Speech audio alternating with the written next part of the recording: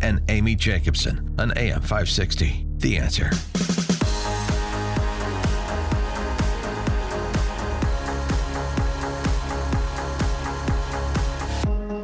Top of the morning, Dan and Amy. Mazie Hirono is to the Senate what Ocasio-Cortez is to the House. Someone that you want in front of a microphone as often as possible if you're interested in, in the Senate, protecting the GOP majority, in the House, gaining a GOP majority.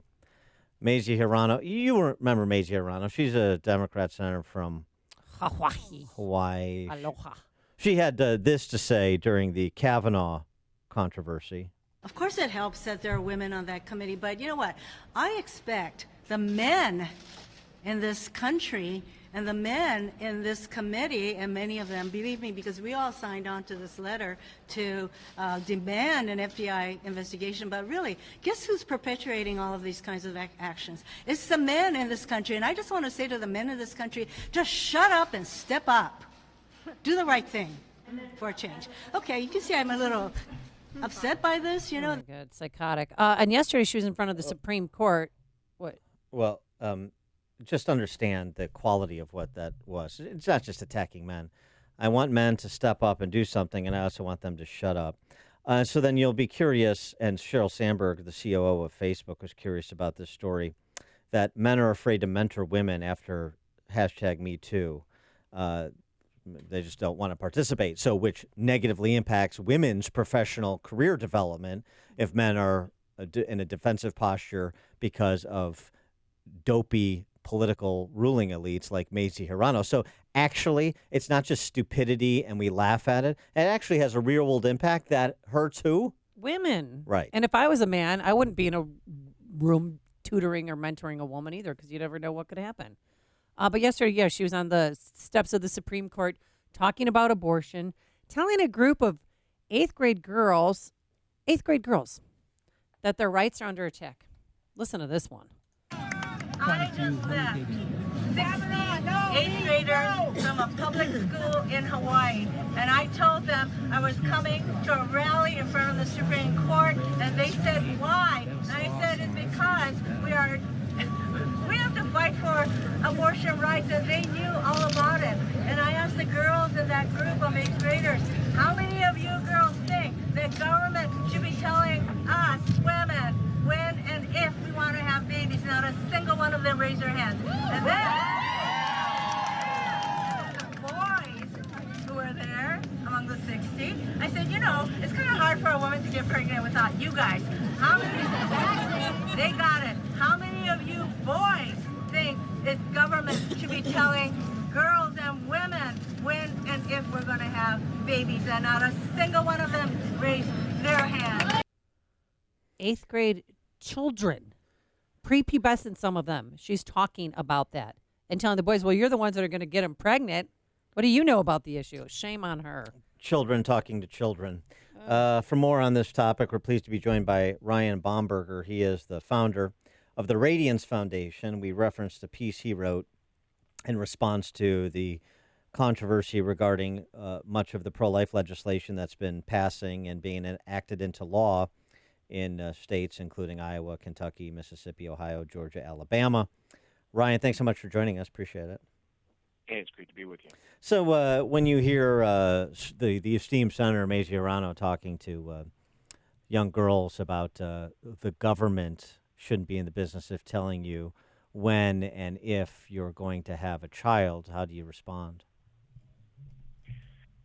It's just the continuation of the stupidity that is today's toxic feminism. I mean, they try to indoctrinate these young children as early as they possibly can, and so many of these children don't even understand what it is that they're agreeing to. I mean, the government is involved in this whole issue to begin with. I mean, that particular senator wants the government to force taxpayers to fund abortion. So do you want government involved or don't you?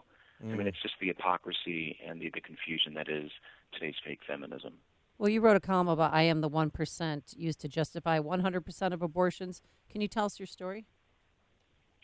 Absolutely. I am the fringe example that is always used. And just keep in mind, it doesn't matter whether you're someone like me or you're someone who is disabled or some other category that the pro-abortion left will write off. But my birth mom experienced the horror and the violence of rape, yet she chose to reject the violence of abortion. She gave me the incredible gift of adoption, and I grew up in a small family of 15 with 6 brothers and 6 sisters. 10 of us were adopted. And so that's why this guy is very passionate about the issue of life and why I will never shut up. I consider myself bro-life, if you will. It's funny, the other side is perfectly fine with men speaking up as long as you're supporting the violence of abortion. But people like me who were adopted, people like me who were conceived and raped yet still have the same value, people like me who are adoptive fathers, I have 4 children, 2 of whom are adopted, we're not allowed to speak about this issue. So that's why I am particularly passionate about this, because I believe in the radical notion that every human life has purpose. I've never heard that before, bro life. Yeah, develop that a little bit more, because I think what you're getting at, too, is the relative incidence of abortion across racial demographics. And so who are the pro-aborts really effectively targeting? Well, it's pretty apparent. I mean, their racism is so blatant. They're not even trying to hide it. It's so crazy. You have that the Hollywood actress Emily Ratajkowski, who said, black women need abortion. If they don't, it's just going to feed into the prison industrial complex, saying that black children who aren't aborted just get funneled into prison. I'm sorry, I was never in prison, and the vast majority of black children do not end up in prison. But that's the racism. That's the progressive racism that is acceptable. I mean, you're talking about abortion is the number 1 killer in the black community. It outnumbers the top 15 leading causes of death combined. But apparently that's not enough death for the pro-abortion left. Yeah, it's interesting, too. We were talking to an author about the violence in the city of Chicago and West and South Sides in particular, predominantly African-American neighborhoods. And he talked about sort of death all around them, the culture of death, R.I.P., graffiti and makeshift memorials and so on and so forth. Well, part of that culture of death is the death that occurs for so many in the womb. That's part of it too. It's not like it goes unnoticed among those among the living. Not at all. And that's why the whole false assertion that Black Lives Matter rings hollow. I mean, you've got a movement that actually partners with Planned Parenthood. So do they matter or don't they? Because if they only matter at certain times, then they don't really matter. I mean, the truth is Black Lives Matter in and out of the womb, but so many of these young people see a complete devaluing of life among those in their own community. And then you have pastors and celebrities and sports stars who are supporting the violence against their own community. Well, you had one killer. Sorry to interrupt, but you had an Alabama legislator, African American legislator, basically say, literally, kill him now or kill him later. Kill him to your point about the racism, but this is coming from a black legislator. Kill them now in the womb or kill them later when they commit a crime and are arrested and sentenced to death. I mean, this is the nihilism of the left. Apparently, black people are always oppressed in every situation. That the only world that exists for them is if they're not aborted, then they only end up in prison. That they only end up a criminal. I mean, and this is from a black individual. It's so insane. I mean, the devaluing that happens from leadership, and I should say liberal leadership in the black community. I mean, what kind of picture does that paint for young black teens, young black children?